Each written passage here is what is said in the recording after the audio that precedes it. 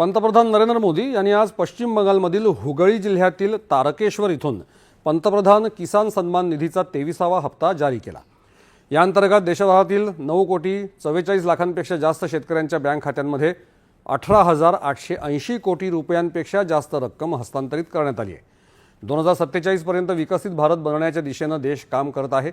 यासाठी देशाच्या पूर्व भागाचा विकास महत्त्वाचा असल्याने मिशन पूर्वोदयवर केंद्र सरकार काम करत असल्याचं पंतप्रधान म्हणाले।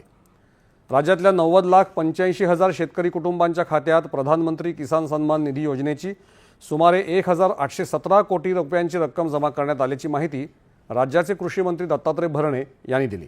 मुंबईतून कृषी मंत्री भरणे दूरदृश्य प्रणालीच्या माध्यमातून पंतप्रधानांच्या कार्यक्रमात सहभागी झाले होते। अकोला जिल्ह्यातल्या 1,87,625 लाभार्थी शेतकऱ्यांच्या खात्यामध्ये निधी जमा झाला आहे। खरीप हंगामातील पेरणी, शेती आवश्यक बी बियाणं, खतं, कीटकनाशक यासाठी हा सन्मान निधी महत्त्वाचा आधार ठरणार आहे। कारण आपण पाहू शकता की सदर आमची जी शेत आता पेरणीला तयार झालेले आहे आणि या 2,000 रुपयामध्ये नाही निदान आमचा जो युरिया जो आहे तो तरी समजा आम्हाला घेता येईल।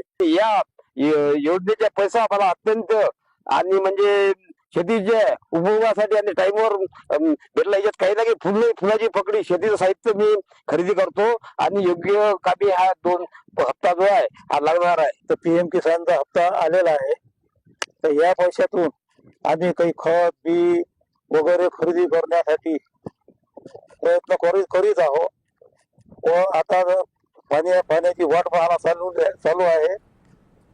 पेरण्यासाठी हे पैसे जे आहेत PM किसानचे अत्यंत गरजेचे आहे।